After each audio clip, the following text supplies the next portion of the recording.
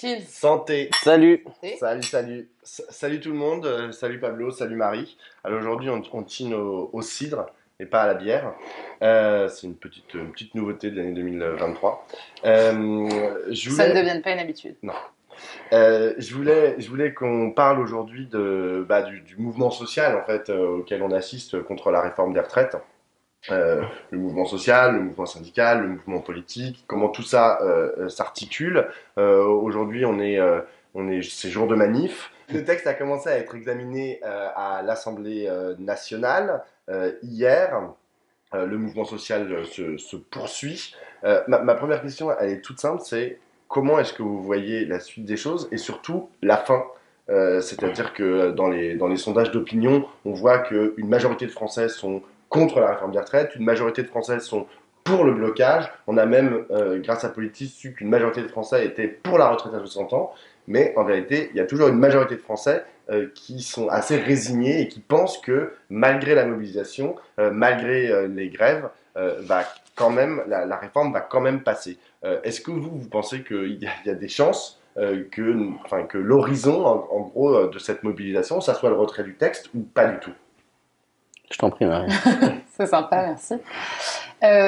Écoute, moi, il me semble que c'est difficile de s'étonner qu'une majorité de Français soit, entre guillemets, pessimiste sur l'issue de cette mobilisation, parce que, bon, on en plaisantait tout à l'heure, mais on n'a pas rencontré beaucoup de grands succès dans les mobilisations de ces dernières années.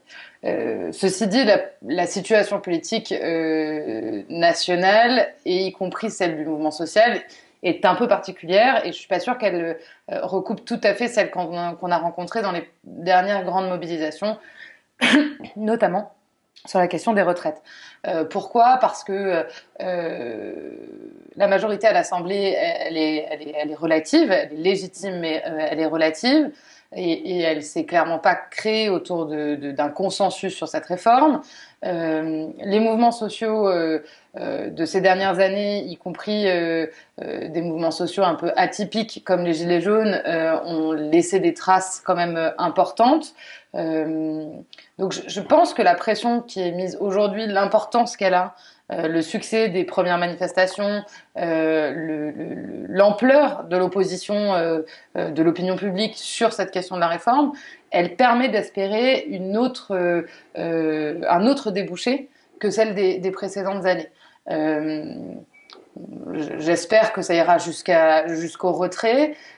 Si c'est pas jusqu'au retrait, en tout cas, on peut très légitimement espérer, pour le coup, par simple logique politique, puis tout simplement parce qu'ils tiennent compte de ce que souhaitent les Français, on pourrait l'espérer, elle sera largement amendée. En tout cas, je pense que c'est légitime d'espérer à minima ça. Je pense qu'avec le degré de pression, et si on arrive à maintenir le degré de pression qui s'exerce aujourd'hui, qu'il se construit dans le temps, et on parlera tout à l'heure des formes de mobilisation, de la manière dont la mobilisation peut construire de la pression, etc. Je pense que si ce degré de pression arrive à être maintenu, le retrait est vraiment une option tout à fait crédible et pas problématique. Pablo ? Moi, j'ai envie de citer Édouard Philippe.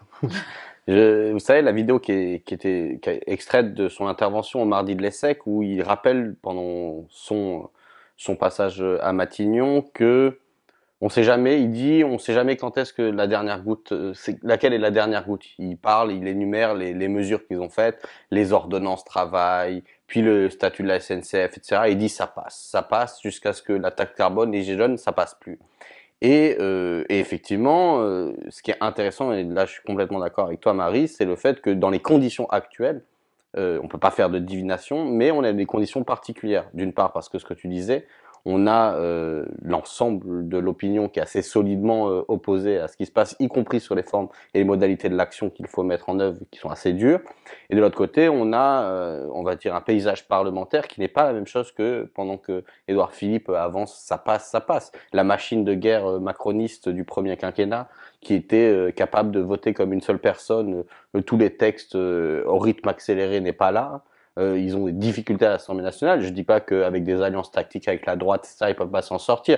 Je dis juste que bon, ils courent de commission en commission. Ils arrivent pas à montrer qu'ils sont en ordre de bataille, prêts que la communication des ministres laisse à désirer. Je rappellerai que la dernière fois qu'ils ont voulu faire une réforme des retraites, ils avaient quand même un argumentaire un peu plus sexy, sur universel, avec des éléments de langage un peu plus, voilà, je dirais, voilà, plus sexy, hein, parce que je sais pas le mot là qui me vient là tout de suite. Mais là, on est vraiment dans une réforme que les Français connaissent par cœur, parce qu'en fait, c'est la même chose à chaque fois, les mêmes sacrifices, les mêmes personnes touchées, un discours qui exaspère régulièrement les gens. Et je pense que c'est pour ça aussi que l'opinion maintient le cap.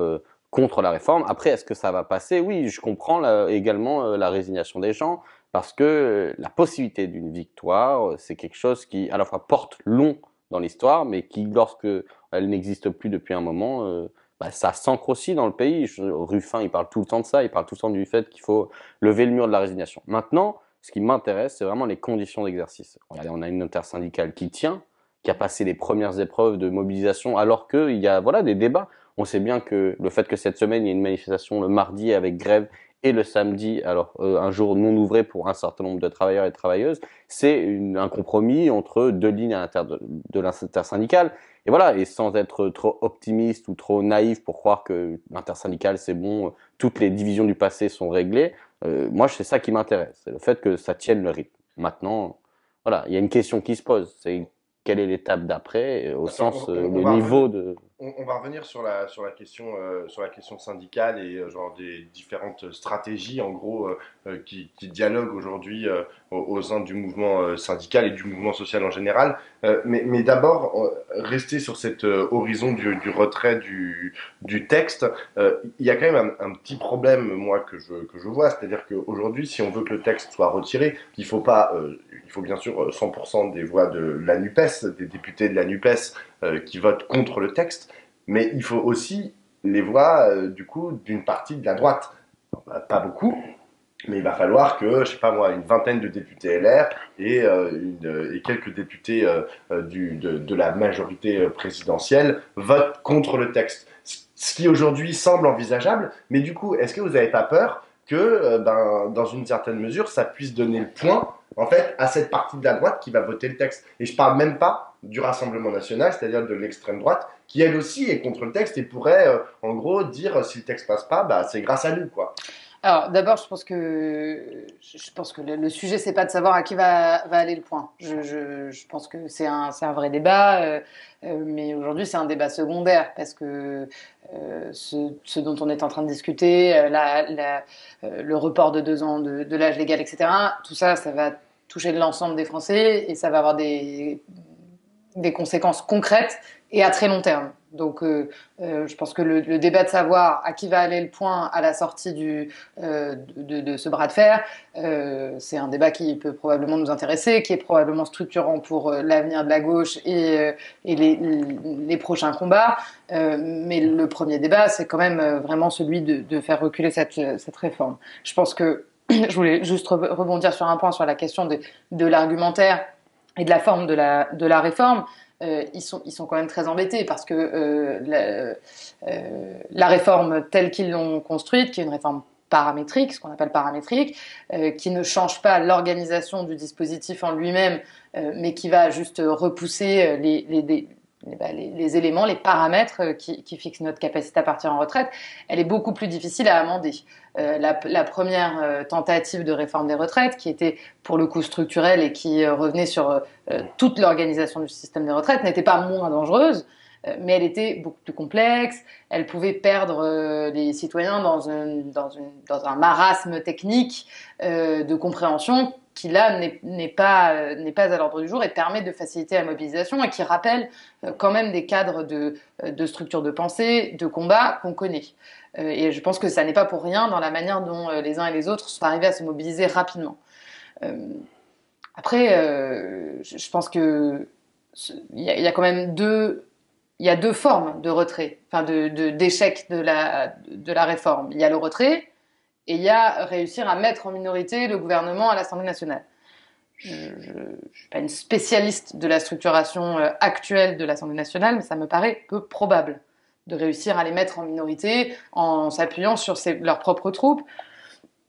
Et à droite, je ne suis pas sûre qu'ils aient très envie d'être tenus comptables de la réussite de la réforme, mais contre l'avis des citoyens. Mais je ne suis pas sûre non plus qu'ils aient envie, par rapport à leur électorat historique, d'être tenus comptables d'avoir reculé sur une réforme des retraites qui seraient les premiers à soutenir par ailleurs. Donc c'est quand même, voilà, avant de convaincre 20 ou 30 parlementaires de droite de voter contre le texte, parce qu'entre l'abstention et le vote contre, il y a quand même déjà un écart.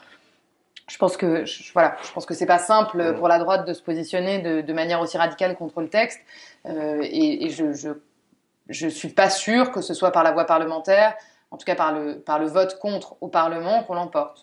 Ouais, juste pour te répondre avant de te donner la parole, Pablo, moi je suis pas tellement d'accord avec toi sur le fait qu'il faille que l'objectif à tout prix, comme tu l'as dit, ça soit le retrait de la réforme. Enfin, bien évidemment, on sait, le retrait de la réforme est un paramètre important, mais en vérité, la lutte pour la consolidation, on va dire, du mouvement ouvrier en général, la lutte contre l'extrême droite, à mon avis, font aussi partie des paramètres à prendre en considération aujourd'hui dans la bataille qu'on est en train de mener. Et donc, ne pas leur laisser le point, c'est pour moi quelque chose de fondamental. Et d'ailleurs, les députés de la NUPES l'ont très bien compris, puisque hier, lors du vote pour la motion référendaire,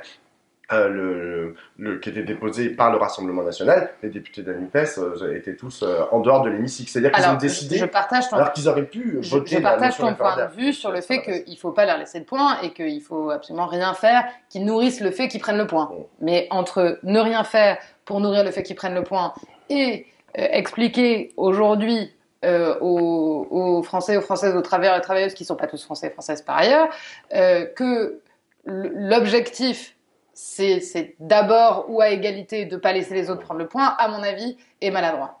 Parce que je pense que ce qui mobilise les gens aujourd'hui, c'est pas renforcer notre camp social. C'est pas ça qui les mène dans la rue. Je pense que ce qui les mène dans la rue aujourd'hui, c'est la question des retraites. Nous, et une part importante des gens qui se mobilisent, ont aussi à cœur de mobiliser notre camp social, de le reconstruire, de l'alimenter, et on en parlera tout à l'heure sur quels sont tous ces vecteurs qui sont très positifs. Mais je ne crois pas qu'on puisse mettre ces deux objectifs sur le même plan d'un point de vue intérêt général. Moi, je suis pas d'accord. Mais vas-y, Pablo, je vais reprendre la parole après. Première chose, c'est que je ne pense pas que la question du retrait du texte, elle soit nécessairement liée à de l'arithmétique parlementaire. C'est d'ailleurs tout l'enjeu du mouvement social, de maintenir à l'intérieur de la société, dans le monde du travail et dans le monde de l'organisation, de la participation politique citoyenne, c'est-à-dire la manifestation, y compris quand c'est le samedi, une pression très forte sur les gouvernants pour expliquer le rejet qui est exprimé dans les sondages d'opinion. Et le rejet en l'exprimant, enfin en l'illustrant par la mobilisation massive, par des actions de divers types, y compris la grève. Et effectivement, tu disais il manquerait une vingtaine d'élus. En tout cas, je pense aussi que maintenir cette pression, c'est essayer et tenter de mettre une pression pour obtenir la défection d'une partie, en fait, de la bourgeoisie fragile. Quand je dis ça, c'est le fait qu'on en a vu quelques-uns des Pompili, des Modem, qui ont dit attendez, moi je suis pas sûr, etc. C'est-à-dire les gens qui sont les moins ancrés dans le projet macroniste, ou en tout cas qui ont plus de fragilité, pour pouvoir, comme des sourds, taper avec le gouvernement et le président de la République, qui est très absent dernièrement. On n'en a que des brèves de presse qui a l'air de dire qu'il engueule tous les ministres et qu'il n'est pas content dans sa tour d'ivoire, fâché que ça soit pas déjà expédié comme affaire. Et donc du coup, ça c'est l'enjeu du mouvement social. Et tu disais derrière, oui, mais il y a une question tactique de qui va prendre le point, etc. Et pareil, je dirais, la question n'est pas dans le monde parlementaire nécessairement. Tu as raison sur ça. Effectivement, dans les temps de crise et dans les moments où les crises politiques s'emparent des pays, et elles ont pour conséquence d'abord de remettre en cause les traditions et les tendances parlementaires. Enfin, c'est une de leurs illustrations. Et effectivement, dans les périodes de crise, il y a des déplacements, y compris électoraux, des déplacements de couleurs politiques extrêmement rapides, contrairement aux temps assez normaux. On peut penser à l'Italie, où Fratelli d'Italia est passé en 2 ans de groupuscule à avoir le pouvoir en Italie, mais même dans d'autres pays, dans d'autres configurations. En Allemagne, comment les Verts ont mangé l'espace social-démocrate et la gauche, etc. Et comment en France c'est stabilisé l'idée que pour le moment, la gauche de tendance plus radicale que représente la France insoumise et de manière générale l'accord sur lequel s'est fixé la NUPES et passer devant la Hollandie. Et d'ailleurs, on voit bien que dans le résultat du congrès du Parti socialiste, la Hollandie fait 20% avec Hélène Geoffroy et que bon voilà, il y a une tendance qui s'est ancrée. Donc après, est-ce que cette capacité à prendre le point se joue au Parlement? Bien entendu que c'est une illustration, une tribune, mais je pense que c'est pas là que ça se joue parce que effectivement le Rassemblement national essaye de jouer et le gouvernement l'a bien aidé en permettant de tirer au sort les motions référendaires et de nous sortir un règlement un peu absurde qui n'a jamais existé pour pouvoir les mettre en avant plutôt que la NUPES parce que ça aurait été peut-être une autre affaire, une autre paire de manches. Maintenant, l'avantage qu'a notre camp social, en tout cas le mouvement ouvrier, comme tu disais, ou le mouvement syndical, le mouvement social en général, c'est qu'ils ont des capacités à incarner la bataille d'une manière que les autres n'ont pas. Ni peut-être les quelques élus de droite qui se plaignent, essayent de négocier, trouver quelque chose pour ne pas avoir assumé frontalement qu'ils participent comme tous leurs collègues au projet macroniste, ni l'extrême droite qui joue une fois sur 5 le jeu parlementaire quand ils sont présents dans l'hémicycle, etc., n'ont la capacité à organiser un mouvement citoyen massif. On va dire encore une fois, les manifestations sont monstres, on a des chiffres qui, même selon la police, sont supérieurs à ceux de 95, et donc du coup, là, l'avantage, c'est que notre camp social retrouve son terrain de prédilection. Maintenant, la question c'est, ok, on a, on va dire, soulevé, on a dépassé les premiers obstacles, à savoir des mobilisations, on n'arrive pas à avoir énormément de gens, où on va dire le monde traditionnel de ceux qui se mobilisent. Qu'est-ce qui fait tenir la chose? Qu'est-ce qui fait changer la chose? Qu'est-ce qui fait accélérer la tendance, en tout cas le rapport de force? Qu'est-ce qui l'augmente et l'amplifie? Ça, c'est des questions qu'il faut qu'on discute. Enfin, nous, je ne sais pas, mais notre camp social. Oui, ça, c'est sûr. Et ben justement, commençons à en discuter. Alors tout à l'heure, Pablo, tu parlais de la question de l'intersyndical et des dialogues en fait qu'il y avait et des compromis qui pouvaient être trouvés à certains moments sur les façons de se mobiliser. En gros, pour l'instant, ni dans l'intersyndicale, ni d'ailleurs dans la NUPES, ils n'ont réussi à faire une proposition cohérente et intégrée, on va dire, de contre-réforme des retraites. La raison est toute simple, c'est que chacun des, on va dire, des 4 grandes sensibilités de la NUPES et des 4 grandes sensibilités de l'intersyndicale, en gros, ils ont des propositions différentes. Il y en a qui veulent la retraite à 60 ans, d'autres à 62. Je pense notamment au PS et à la CFDT. Il y en a qui veulent 37,5 annuités, il y en a d'autres qui veulent 40 annuités. Il y en a d'autres, comme le PS et la CFDT, qui sont à 43 annuités. Je vais peut-être mettre les pieds dans le plat, mais ouais. C'est genre pas le problème du moment. Bah un peu si, parce que genre du coup, non, mais non, parce qu'en fait, quand bien même on remporterait la bataille du retrait de la réforme, on n'aurait pas pris le Parlement pour être majoritaire et faire une contre-réforme des retraites. Tu ne veux pas faire la révolution, c'est ça? Non, mais alors, tu vois, les on syndicats... peut, mais c'est un autre débat. Mais non, mais les syndicats, ils n'ont pas que un rôle en fait d'opposition en fait à ce que proposerait un gouvernement néolibéral. Ils sont aussi force de proposition. Et aujourd'hui, dans les manifs, tu vois sur les panneaux, les gens de Sud, il y a écrit 37,5 annuités, 60 ans. Et puis les gens de la CFDT, ils sont pas du tout dans la même logique. Donc moi j'entends. Et en plus de ça, ça pourrait être mobilisateur. Encore une fois, comme l'a fait Politis avec un sondage IFOP, les gens sont pour la retraite à 60 ans, majoritairement. Donc en fait, ça peut aussi être une force propulsive, un moteur en fait du mouvement ouvrier, que d'avoir la force de construire une contre-proposition. Et ce, d'autant plus que ça donne un horizon en fait aussi à la bataille. C'est-à-dire qu'on n'est pas juste contre tout ce que propose Emmanuel Macron, on est aussi, on arrive aussi à dialoguer et à trouver des moyens de construire quelque chose ensemble. Ok, il me semble quand même qu'à chaque fois que des contre-propositions ont été faites, il y en a sur le budget régulièrement, des contre-propositions unitaires, alors après, soit des groupes parlementaires, soit intergroupes, etc. Mais je veux dire, il y a régulièrement des contre-propositions, que ce soit sur le budget, sur la programmation climatique, sur les questions énergétiques et sur les questions de travail, etc. Je veux dire, elles ont un écho dans l'opinion publique qui est, à mon sens, relativement epsilonesque. La question qui se pose aujourd'hui, c'est d'être déjà capable de construire du commun dans le combat pour s'opposer à un recul. C'est ça qu'on nous propose aujourd'hui et malheureusement, on n'est pas en mesure de prendre le pouvoir là. Donc la question secondaire, c'est quand on aura construit du commun, de la capacité à se battre ensemble et de la volonté à se battre ensemble, y compris en connaissant nos divergences, les différentes lignes. Il y a plein d'autres débats, et c'est encore heureux, qui sont à trancher entre nous sur la question des retraites, mais sur beaucoup d'autres questions qui intègrent la transformation environnementale, la question de la transformation de l'appareil productif, de l'accompagnement à la reconversion, bref, plein de questions qui sont ouvertes et qui sont liées à ces questions du travail.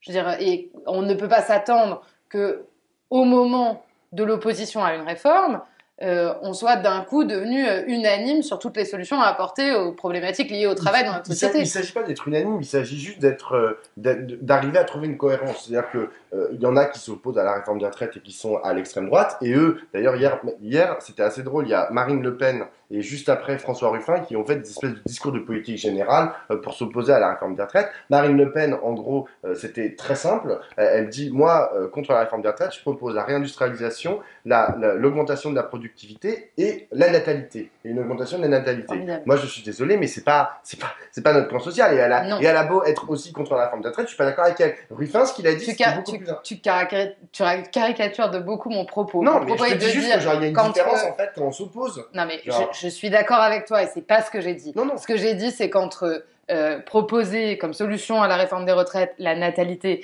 et avoir un désaccord sur faut-il réduire de 2 ans ou de 3 ans la durée de cotisation, il y a quand même, on n'est pas sur le même delta. J'entends tout à fait. Et c'est juste ça que je veux dire. Je sais, mais je te dis juste que du coup c'est l'occasion en fait de faire une proposition. Et hier François Ruffin, il en a fait une. Lui, il a proposé 3 choses différentes. Il a dit pour des raisons écologiques, pour des raisons de répartition des richesses, et il faut qu'on arrive à faire une proposition en fait sur aujourd'hui c'est quoi le sens du travail et comment est-ce qu'on travaille. Il faut arrêter de poser le temps libre et le temps de travail, etc.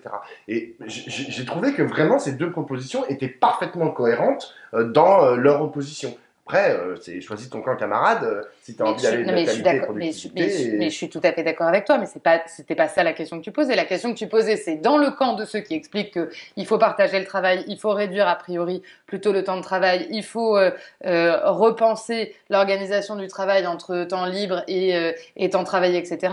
Comment, dans les gens qui sont dans ce cadre-là, puisque je pense que toute l'intersyndicale aujourd'hui se cale dans ce cadre-là, etc. Aujourd'hui, dans les gens qui sont dans ce cadre-là, il y a des désaccords sur les paramètres à fixer à chacune des dimensions. Oui, mais c'est puissant. C'est pas la même chose. Hier, juste après, je continue l'Assemblée nationale que j'ai regardé toute l'après-midi. Il y a Sandrine Rousseau qui a pris la parole et qui a dit, elle est pour la retraite à 60 ans parce qu'elle est pour le droit à la paresse. Je suis désolé, mais c'est pas tout à fait le même moteur en fait que quand André Chassaigne ou Fabien Roussel a pris la parole pour dire pourquoi eux ils étaient opposés. Et franchement, c'est pas, je pense que ce n'est pas négligeable en fait comme différence. Peut-être pas vous, tu veux la parole. Je sais pas, vous aviez l'air d'être bien parti. Donc, non, là, plusieurs choses. D'abord, ce que tu disais sur le fait qu'on a une opinion coalisée et on sait que la gauche ne fait pas 60% dans le pays, voire pas 94% des actifs.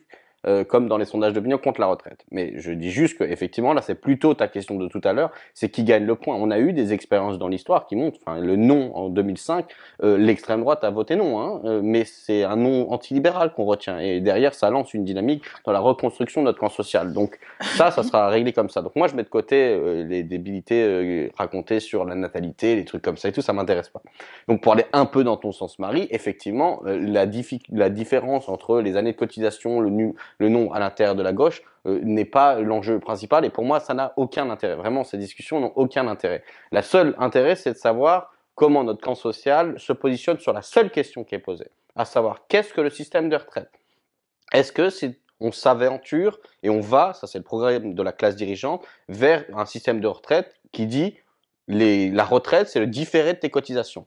Tu cotises et quand tu arrives à la retraite tu récupères tes cotisations sous une forme, ou est-ce que c'est un droit à la continuité du salaire? C'est-à-dire que tu arrives à la retraite, tu touches un certain pourcentage de ton salaire, peu importe d'ailleurs ce que tu as cotisé, parce qu'on socialise. C'est pas les cotisations que tu mets chaque mois que tu touches, parce que si tu vis 20 ans à ta retraite, exactement, ça n'est pas l'enjeu. Et c'est pour ça que la retraite des fonctionnaires, c'est 6 mois du dernier salaire, que même dans le privé, même s'ils ont beaucoup déplacé, avant c'était les 10 meilleures années, maintenant c'est plus le cas, etc., c'est quand même sur un niveau de salaire que la question est posée, comme un droit à la continuité du salaire. Or, cette question-là, elle pose ensuite une deuxième question, qui là est fondamentale, c'est quelles sont les modalités de financement. Et là, on voit les différences réapparaître dans la gauche. Je parle même pas des programmes syndicaux qui sont un peu différents, mais pourquoi? Parce que j'entends il faut financer ça par de la taxation sur des profits, de la taxation par l'impôt, par exemple. Et ça, pour moi, j'ai une opposition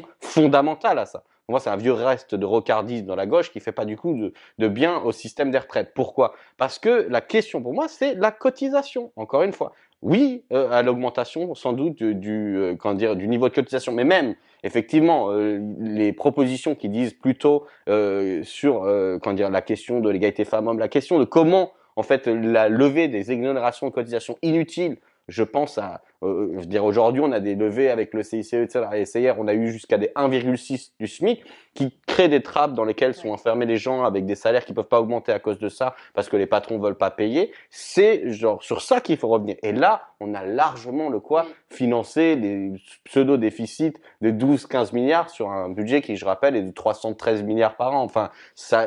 Et là, on pourra se sortir des espèces d'ergotage absurdes sur des modalités de financement. Or, là, il y a une difficulté, c'est qu'effectivement, se ressourcer dans l'histoire de ce système de retraite, ce que ça a représenté et quelle est l'orientation, parce que derrière l'idée que c'est de la cotisation, c'est pas de l'État, c'est qu'on a oublié, mais la possibilité d'avoir les travailleurs et les travailleuses à la tête des institutions qui gèrent cet argent, elle a été toujours compliquée dans l'histoire. L'État n'a jamais lâché dès 46 la fixation du niveau de cotisation. Donc on a eu des caisses à un moment avec des élus ouvriers dans la sécurité sociale en général qui choisissaient un certain nombre de choses, qui allaient chercher eux-mêmes la cotisation auprès des entreprises. Et ça a été une bataille. Je pense au très très bon livre de Nicolas da Silva qui est sorti il y a pas longtemps sur la bataille de la Sécu et qui apprend plein de choses là-dessus. Et là, il y a des batailles où il faut regarder comment, en fait, en 46, cette sécu sociale, c'est pas simplement une nouvelle sécurité sociale, c'est un contre-pouvoir. C'est le mouvement ouvrier qui dit, en fait, non, on gère jusqu'à le maximum, je crois que c'était la moitié du budget de l'État par des gens qui n'étaient ni l'État ni le marché. Or, sortir de l'État et du marché et socialiser, ça c'est un programme révolutionnaire. Et c'était un contre-pouvoir. C'est un endroit où on votait, où les ouvriers communistes de la CGT étaient majoritaires, enfin pas majoritaires, plus de 50%, mais ils étaient dans une position de domination du débat et où on a fait des avancées. Ça, c'est des questions qui doivent intéresser notre camp social et c'est vrai que du fait des reculs successifs, du fait des batailles difficiles et techniques que nous ont livrés les dirigeants, on a aujourd'hui des arguments très contradictoires, des projets de financement très contradictoires qui effritent le principe de fonctionnement et le principe qui est visé par la retraite. Au sein même de notre camp social, de notre camp politique au sens voilà. large. Et Bernard Friot appelle ça un déjà-là communiste. J'étais en discussion avec un pote il y a 2 jours qui me disait malheureusement c'est un déjà-là agonisant. Parce que justement ces traditions, ces pensées, etc. sont en train de diminuer. J'ai appris dernièrement que par exemple en 82, je crois, Mitterrand a réessayé de réinstaurer des élections professionnelles, des élections à la sécu sociale, etc. Sauf que ça n'a pas marché, notamment parce qu'en plus les possibilités des élus avaient été tellement rognées par l'État, etc., que au final, les gens ne sont pas allés voter pour des élections sans pouvoir. On peut voter partout, pour la copropriété de locataires, pour des mutuelles, pour des assurances. On sait très bien que ça sert à rien. Donc les gens ne font pas. Mais ça, c'est des questions sur lesquelles il faut arriver. Et pour le faire, à ce moment-là, le mouvement social a besoin, d'être fort, de mettre de côté des petites différences comme ça. Moi, je suis d'accord. Enfin, je veux dire, on m'a reproché assez souvent d'être assez sectaire contre les socialistes, contre la CFDT, ce que tu veux. Mais ça, je m'en fous complètement. La question, c'est l'unité du camp social. Aujourd'hui, est un instrument à minima tactique dans la bataille contre l'ennemi, on va dire, principal. Et donc, pour l'instant, concentrons-nous là-dessus. Là où tu me fais marrer, c'est qu'aujourd'hui, tu as des composantes importantes de ce mouvement social qui, précisément, ne pensent pas du tout comme toi. Enfin, je veux dire, quand les communistes, par exemple, proposent, il y a quelques jours encore, de supprimer la CSG, c'est-à-dire d'aller totalement dans ton sens, c'est-à-dire revenir, en fait, à un financement encore plus par les cotisations sociales et non plus par un impôt comme la CSG, les autres, ils sont pas d'accord, hein, dans la NUPES. Donc, il y a une division. D'accord, mais du coup, c'est une occasion de poser le débat. Oui, et deuxièmement, cette division-là, la question c'est, si on gagne sur cette question, si notre camp social réussit une victoire sur cette question, le débat est ouvert. Si Ouais, on moi, perd, je- le débat n'existe pas. je suis d'accord avec toi. Le seul problème, c'est qu'aujourd'hui, et d'ailleurs, ça a été théorisé, c'est parfois dit par des responsables syndicaux, mais surtout par des Ok, j'ai une responsables réponse. politiques de gauche, qui disent eh ben, le système de retraite, ça va servir à la répartition des richesses. Tu vois. Oui, mais c'est parce que Ça, je te dis, le faible niveau théorique de la gauche sur ces questions de travail, de protection sociale, est absolument, mais vraiment, enfin, époustouflant. Mais pour te répondre réellement, pareil, est-ce que on croit qu'en 46, quand on crée ce système, c'est le programme, c'est les mecs qui nous disent oh, c'est notre programme, on va l'appliquer? Non, c'est une pratique, et c'est une pratique qui émerge. Toutes les idées révolutionnaires comme les autres, toutes les propositions politiques ne peuvent émerger que d'une pratique. C'est-à-dire d'une pratique active de gens organisés qui vont trouver une solution à un problème posé. Or, c'est ça le problème. Pourquoi la gauche est faible théoriquement? Pourquoi on a des difficultés sur ces questions-là? C'est que dans la posture qu'elle a occupée les 30 dernières années, à savoir une posture de défaite permanente, eh ben, les pratiques, les cultures, les théories possibles à créer ne sont pas à la hauteur des enjeux proposés. Donc, c'est pour ça que la mobilisation, y compris de façon unitaire avec des disparités énormes en termes de propositions et de culture militante, n'est pas un problème parce que pour l'instant, ce qu'on a besoin, c'est de faire émerger. Pareil, la question qui doit se poser, et je suppose qu'on va en discuter là, c'est comment ça se fait qu'il y ait énormément de gens dans les rues et qu'il n'y a personne en AG? Ah voilà, oui.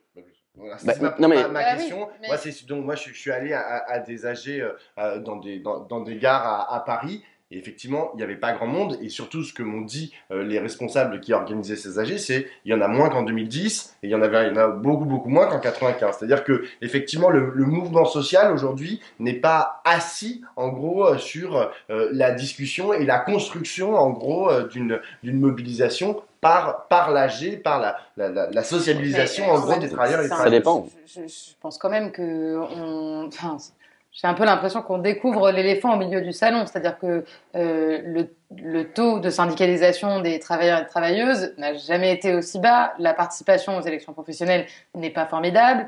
Je veux dire, la perte de ces pratiques, elle se voit en AG parce que là on est en mouvement, etc. Mais je veux dire, elle se voit dans les entreprises, dans les services publics, quand on réunit un comité syndical, et les dernières réformes qui ont eu vocation à supprimer certains cadres dans lesquels les syndicats avaient un rôle important et visible. Pas toujours décisionnaire, mais visible et important parce que en capacité de transmettre de l'information, de relayer des messages, etc. Contribue de cette démonétisation de l'action syndicale, de l'organisation collective. Et on en a déjà parlé pour plein d'autres problématiques, et notamment des problématiques partidaires. Mais l'organisation de notre mode de vie aujourd'hui, la dématérialisation d'un certain nombre de choses, démonétise ces moments de présence qui sont pourtant, fondamentaux à l'organisation de notre camp social, à la réussite d'une mobilisation, etc. Mais je veux dire, c'est pas une découverte là de l'AG des AG sur les questions des retraites. Ouais, mais moi, je suis pas sûr que ça soit simplement de dire bon, il y a la crise du syndicalisme ou une crise de certains syndicalismes qui explique le phénomène. Pour moi, c'est une donnée importante cette question de pourquoi il y a peu de monde âgé. En général, c'est-à-dire que c'est pas n'importe, ça dépend où, n'importe quels âgés. Bon, moi, je suis allé par curiosité à l'AG d'abord étudiante de la fac dans laquelle j'enseigne cette année et l'AG intersyndicale. Il n'y avait pas beaucoup de monde, honnêtement, alors que c'est une fac avec des milliers d'étudiants. J'ai vu effectivement d'autres AG, etc. Et la question que je me pose, c'est quelles hypothèses on peut émettre? Parce que moi, je veux pas froisser les gens. Je veux dire, on n'est pas beaucoup plus faible syndicalement qu'en 2010. Donc la question, c'est que il y a une situation particulière qui, en plus, est paradoxale puisque on entraîne énormément de gens en manif. Donc moi, ma première hypothèse au début, c'était ok. D'abord. On le sait très bien, dans notre petit milieu de gens mobilisés, actifs, militants, la question de la critique des stratégies intersyndicales avait été posée depuis des années. Tout le monde disait oui, mais folkloriser le mouvement social en faisant des journées à répétition, ça sert à rien. La question qui se posait d'ailleurs en face, c'était souvent il faut partir en conductible, il faut partir vite, fort, etc. Question tacite et latente qui n'avait pas trouvé de réponse non totalement satisfaisante parce que en fait il y a des secteurs qui sont capables de ça. C'est ce qu'ont fait les camarades notamment de la SNCF parce que tu en parlais dans l'AG dans les gares. Et bon, il y a peut-être aussi l'essoufflement du fait de faire grève par procuration. Il y a des gens qui ont donné pour le mouvement social, qui ont donné, on se rappelle, l'immense participation des travailleurs de la SNCF à la grève de la dernière fois, et que peut-être que voilà, ça s'essouffle, ou alors que voilà, ils retiennent leur souffle pour plus tard, que tout le monde est en attente. Et pourquoi c'est une question pour moi là-dessus, c'est que je me disais peut-être, du coup, c'était ça mon hypothèse, que le fait que l'intersyndicale pour l'instant tienne, qu'elle tienne sur un rythme entre guillemets voilà, hebdomadaire, mais soutenu massivement par les gens, et que ça fonctionne plutôt pour amener des gens manifs, faisait que cette question, elle a permis de reculer la question tout de suite de comment on part, comment on monte en intensité. Mais je le disais tout à l'heure, quand même, parce que le rythme s'accélère au Parlement, le rythme parlementaire, le rythme de discussion, cette question revient par la fenêtre. Et donc là, la question, c'est est-ce qu'on est capable d'affronter cette question sans une participation massive des âgés, des travailleurs et tout. Et je vois aussi un risque de division. Je vois certains, que je ne nommerai pas, révolutionnaires professionnels à 300 personnes, qui crachent toute leur haine sur l'intersyndicale. Des fois par raison, parce que c'est vrai que moi je suis syndiqué, on reçoit des ordres, on ne sait pas trop qui en discute, etc. Et donc ça pose une question. Mais en même temps, est-ce que c'est le moment, alors que l'intersyndicale tient, de commencer à dire, de toute façon, on décide de rien tant que les travailleurs décident pas la grève générale, genre ça sert à rien, en sachant bien que les travailleurs ne vont pas demain décider la grève générale gare Saint-Lazare. Enfin, tu vois. Alors, non, mais c'est assez intéressant parce que je vais rebondir sur ce que tu disais tout à l'heure. Tout à l'heure, tu as mentionné les gilets jaunes et mine de rien, comme grand recul, enfin la dernière fois qu'on a réussi à faire reculer le gouvernement, c'était au moment des gilets jaunes. Là, le gouvernement a vraiment reculé, il a retiré la taxe qu'il proposait. Et donc, du coup, oui, exactement. Non, mais comme d'habitude, enfin, tu peux me dire la même chose pour 2005. Tu as dit que c'était une grande victoire. Bon, bah finalement, ils sont rentrés par la fenêtre, tu vois, avec leur traité, tu vois. Mais il y a eu un truc qui s'est passé et il y a eu un semblant de recul temporaire. Oui, et donc, du coup, ils ont lâché des thunes. Il y a certaines personnes qui disent, eh ben, pourquoi est-ce que, enfin, ou plutôt qui reprochent à l'intersyndicale de ne pas laisser la possibilité de gilet jaunisation, en gros, du mouvement. Cite les personnes, parce que c'est intéressant de les situer. Non, mais je les citerai pas. Et non, parce que genre, en plus, c'est des discussions interpersonnelles que j'ai eues, mais genre, vous regardez sur les réseaux sociaux, il y en a qui disent, bah non, mais tout ça est trop sage, genre, il faut que ça parte en sucette, et parce qu'il y a que ça que le gouvernement comprendra, c'est-à-dire un rapport de force qui soit plus violent, qui soit plus spontané, c'est-à-dire moins que le gouvernement soit moins capable en fait de le gérer, c'est-à-dire notamment par l'intermédiaire des forces de police, etc. Il y a les Black Blocs, j'en ai rencontré la fois dernière, qui me disaient ah ben non mais là on est trop sage, on n'arrive pas avec l'intersyndicale, le machin, on n'arrive pas à s'exprimer quoi, on n'arrive pas à mettre en place en gros nos techniques. Tous ces gens-là en fait ils font une contre-proposition finalement d'organisation du mouvement social. Est-ce que vous pensez que c'est légitime et que peut-être que si tout partait en sucette, si là au lieu de faire opéra Bastille, si on faisait comment non mais si on partait tous dans n'importe quelle rue avec des haches, est-ce que ce serait peut-être plus utile ou pas? Alors pardon, mais déjà on change de question. Moi, je veux bien, il y a une continuité sur quelle forme de mobilisation, mais on change de question. Parce que ce qui vide les âgés, c'est pas le fait de savoir si on veut partir demain avec des haches plutôt que de suivre le trajet syndical. Pas exactement. En tout cas, ce qui est sûr, c'est qu'il y a une individualisation, et elle est vraie dans plein de formes d'engagement. Il y a une individualisation de l'engagement qui a vidé les âgés, qui a vidé un certain nombre de cadres collectifs, et que je pense effectivement qu'il peut y avoir des questions sur la suite du mouvement qui vont venir, qui vont se poser là, qui peuvent être de nature à reconstruire, re-remplir ces cercles, ces lieux de contenu et donc de gens, encore une fois, avec une baisse de la pratique collective au quotidien qui a des effets et qui a du coup des effets sur la manière dont on décide de s'organiser, dont on décide de pratiquer la lutte collective, etc. et qui sont pour autant qui étaient et qui sont et qui devront être demain, je pense, des piliers de notre construction, à savoir de créer de la pratique commune, des échanges à la fois sur le fond et sur la forme de l'engagement. Après, est-ce qu'une action plus violente et de nature à faire et plus spontanée aussi, hein. Je disais violent. Ouais, parce que c'est deux choses différentes pour moi. Franchement, moi, j'ai quand même beaucoup de mal à appeler à une action plus violente. Oui, c'est forcément a priori de nature à faire plus reculer par principe.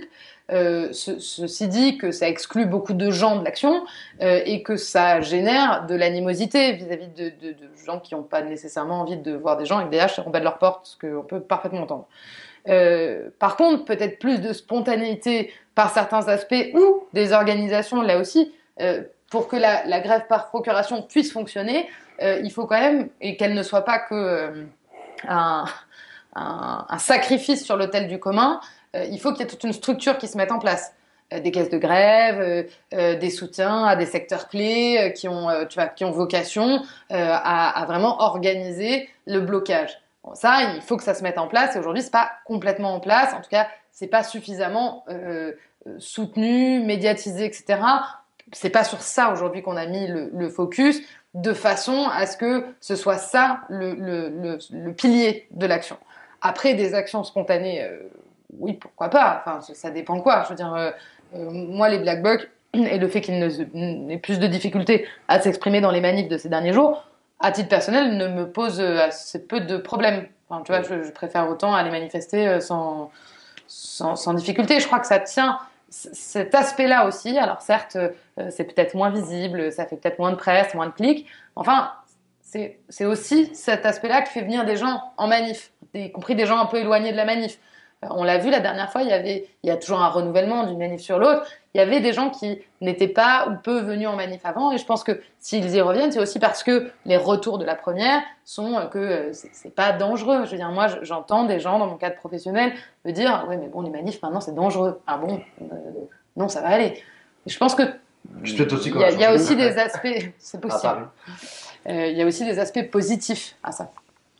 Bon, moi, sur la question de ma participation à une manifestation avec une hache, je ne répondrai qu'en présence de mon avocat. Je rappelle que c'est filmé, hein. Mais attends, je dis ça parce que dans la manif jeudi, il y avait un mec avec une hache. Okay. Il tenait sur sa banderole, il avait vraiment une hache dans la main. Je me demande comment il a réussi. C'est relativement illégal. Okay. Oui, je sais. Mais avec sa hache.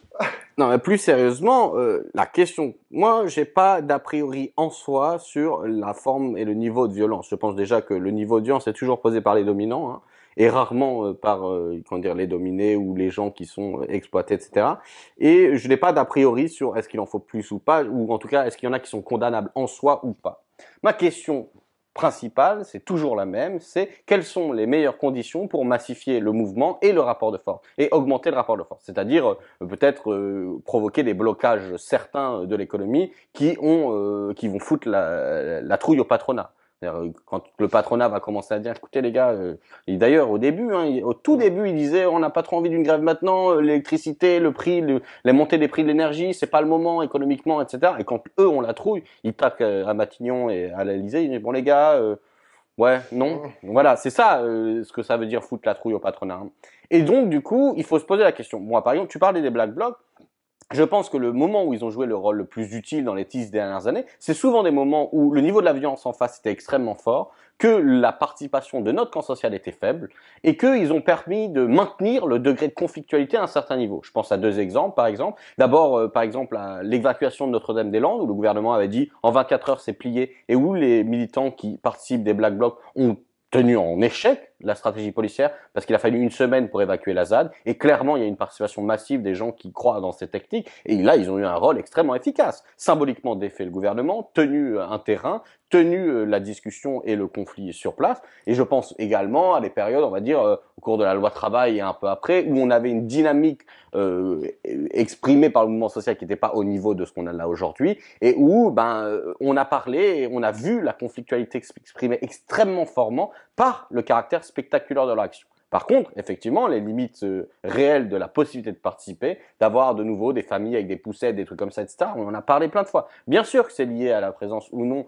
d'un préfet de police qui était absolument, incroyablement fou dans son maintien dans son niveau de violence acceptable dans la gestion de l'ordre parisien avec la police. Mais de fait, moi j'ai été très surpris du fait que, bon, à part à quelques moments et quelques endroits, le nombre de forces de police quand on n'était pas devant dans des moments où ça a un peu chauffé était relativement faible. Ils l'ont annoncé dans les chiffres. En plus, on avait première manifestation, je crois, ils ont annoncé 3500 policiers à Paris. Et ça s'est relativement bien passé. Et je pense que c'est une des raisons pour laquelle la possibilité de se massifier est réelle. Maintenant, sur la question du débordement, tu dis gélisionisation, la question c'est pourquoi pas déborder si c'est pour, encore une fois, foutre la pression, c'est-à-dire bloquer le monde économique, commencer à faire peur là où ça fait mal, au porte-monnaie du patronat et aux capacités du gouvernement à maintenir l'ordre public. Bon, il y a des questions qui se posent. Je remarque juste deux choses. Que un, les gens qui appellent, et qui souvent font appel au caractère spontané, font une remarque un peu particulière. C'est-à-dire, on appelle à la spontanéité, mais on ne sait pas ce que c'est. La spontanéité, par principe, c'est un moment où ça déborde sans raison, où on ne sait pas pourquoi. Encore une fois, c'est la question de la dernière goutte. Ça déborde. Et je ne crois pas que les appels à la spontanéité, au débordement sont en soi, ne permettent pas en soi que voilà. Non mais t'as pas généré la spontanéité. Que ce soit plus spontané, à la limite, n'est pas un problème, mais tu l'as pas généré. Et deuxièmement, est-ce que les gens sont capables de s'engager? C'est-à-dire dans un moment. Pourquoi la spontanéité c'est quelque chose d'extrêmement difficile à saisir, c'est que effectivement, le débordement, c'est le moment où il y a une masse critique d'individus engagés dans l'action qui font que tout le monde est prendre après le même risque. Parce que c'est très dur de prendre des risques, de faire des actions illégales, de prendre le risque de se confronter à la police, de finir en garde à vue. Et quand les Gilets jaunes se sont passés, c'est un moment où, t'es à l'Arc de Triomphe, t'es sur les Champs-Élysées, et c'est tellement massif. En tout cas, on a l'impression que le pays entier est derrière, et c'est tellement massif que la possibilité de participer à une action qui déborde du cadre est possible parce que, voilà, on se dit, on va pas être 15 mecs à se finir en garde à vue pour avoir pété une vitrine. Et il faut aussi une colère sociale particulière, une possibilité de croire que ça va gagner. Bref, moi je suis pas contre le débordement, les actions. Il y a débordement et débordement, tu vois, voilà. Parce que moi je peux être pour le débordement, le blocage, etc. sur plein d'aspects. Est-ce que je pense qu'il faut rééditer les exploits de l'Arc de Triomphe? Je suis pas certaine. Non mais moi, en fait, j'ai mis l'accent sur la violence dans le caractère spontané, mais en fait, quand je parlais de spontané, je parlais aussi par exemple de ce qui s'est passé à Noël cet hiver, et où en fait il y a 3000 contrôleurs de la SNCF qui se sont mis en grève sans vraiment avoir l'aval des centrales syndicales qui finalement ont quand même déposé un préavis de grève et ont dit qu'ils soutenaient les grévistes, mais ça venait pas des centrales. Oui. Et ça, c'est un mouvement que j'appelle spontané. Ouais, ok, mais ça se décrète pas. Oui, je suis d'accord avec toi. Ça se décrète pas. Moi, j'ai entendu, en venant, pas plus tard qu'en venant là, que les Français, dans les structures auxquelles ils croient pour porter les solutions à la réforme à la bataille de la réforme des retraites, place les mouvements justement alternatifs, spontanés, etc. au-dessus des partis et des syndicats. Soit, mais enfin encore faut-il qu'ils apparaissent, qu'ils naissent, qu'ils s'organisent, qu'ils se massifient. On n'a pas des collectifs. D'exister. Mais ça, c'est quelque chose. Moi, j'ai interviewé. Si, à un moment, je parle notamment de la CGT que je suis de près. La CGT, à un moment, était assez étanche, en fait, à la possibilité d'existence de ces mouvements spontanés. Là, ils ont complètement changé, à mon avis, ces 6 derniers mois. Et moi, j'ai interviewé Catherine Perret, qui est secrétaire confédérale de la CGT. Et Catherine Perret m'a dit, c'était avant la première grève contre la réforme des retraites, et elle m'a dit, la CGT soutiendra tous les mouvements, quels qu'ils soient, d'opposition à la réforme des retraites. Ce qui est nouveau, hein. C'est un fait nouveau. Hein, ce qui est bien la preuve que le problème de cette spontanéité ou de ces actions différentes, celles dont tu citais à la SNCF, n'est pas entravé par l'action syndicale, ni son action. Donc moi, entravé. C'était un temps où ils étaient un peu. Non, mais je sais pas si c'est plus entravé. Effectivement, par exemple, pendant les Gilets jaunes, c'est-à-dire un mouvement qui court-circuite les moyens, les mécanismes traditionnels de la médiation politique. On avait une ligne de la CGT qui dit, je comprends pas, on dit ça depuis 15 ans, 20 ans, pourquoi ils sont pas avec nous? Ce qui était un peu une réponse de quelqu'un qui est dépassé par le mouvement qui sort. Et là, il y avait vraiment spontanéité au sein des masses. La question, c'est, je ne crois vraiment pas à l'idée que les centrales syndicales l'entravent. Je remarque souvent que d'où viennent les milieux qui disent, et on le sait, en fait, ce sont des groupes de gauche extrêmement radicaux et avec qui souvent j'ai des accords qui disent la grève n'appartient qu'aux travailleurs. Ils ont raison sur le fond. Sauf qu'en disant ça, pour s'opposer aux directions syndicales. Je pense qu'ils font une erreur politique parce que ça n'est pas vrai qu'en le disant et en le réaffirmant, ça lève les travailleurs sur le lieu de travail. D'ailleurs, on le voit bien, c'est bien le problème de ces AG plus vides, c'est qu'on leur dit, mais faites des AG, faites des endroits où vous voulez vous organiser, et on s'en fout, limite, on pourrait dire, mais nique la direction syndicale, on fait ce qu'on veut, on reconduit la grève, etc. Ça n'arrive pas. Ça n'arrive pas pour une raison, c'est que les gens font attention, qu'on a encore une fois l'inflation, difficulté de salaire, difficulté de faire grève, et que pour l'instant, je pense que la stratégie de l'intersyndicale satisfait un certain nombre de personnes. Peut-être qu'elle est insatisfaisante quant à la victoire possible, je sais pas. Oui, je parle de secteurs que je connais mieux, mais dans les services publics, par exemple, là où aujourd'hui il peut y avoir des mobilisations massives, etc., bloquer le service devient très compliqué pour une question de service rendu. C'est à l'hôpital, on l'a vu, les collectifs interhôpitaux, etc., qui, je crois, associés autant des personnalités syndiquées que des personnalités pas syndiquées et ont été lidés par des gens qui n'étaient pas du tout syndiqués.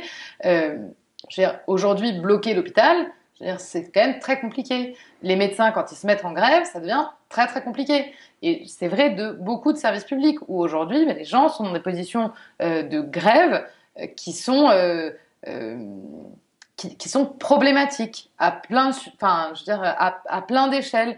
Et je crois que c'est pas, en tout cas aujourd'hui, le blocage dans le secteur privé ne suit pas non plus, et on le voit là où on a des bastions, c'est peu dans le secteur privé ou alors dans des industries de réseau très localisées.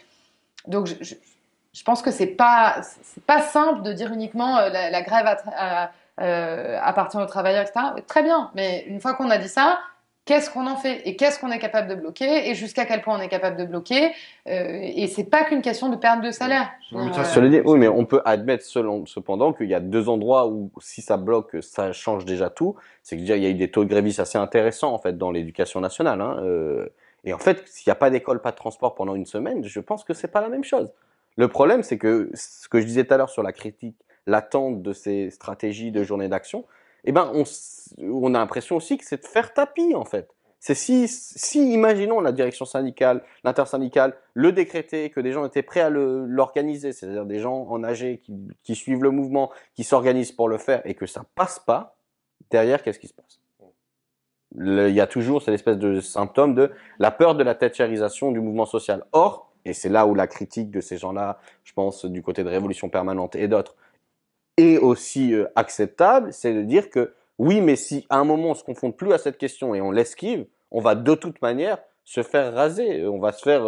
C'est quoi? C'est Mélenchon qui dit si vous faites les moutons, vous serez tondus. Bah, il y a un côté, il y a un truc, on va se faire tondre à un moment. Donc c'est pour ça que pour moi c'est vraiment cette question, il va falloir l'affronter. Je trouve que pour l'instant, par contre, c'est là où je suis positif, c'est on a les conditions les meilleures du mouvement social sur les retraites depuis longtemps pour pouvoir l'aborder.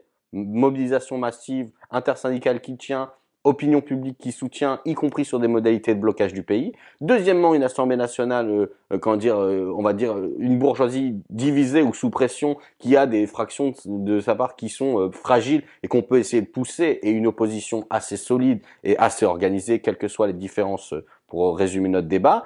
Et donc là, objectivement, ça fait longtemps qu'on n'est pas dans cette situation. Donc, il faut être optimiste. Maintenant, il faut qu'on coupe l'émission parce que c'est l'heure de la manif. Faut qu'on aille manifester. Tu veux dire le mot de la fin, Marie? Non. Parfait. Et ben alors, on y va. On y va.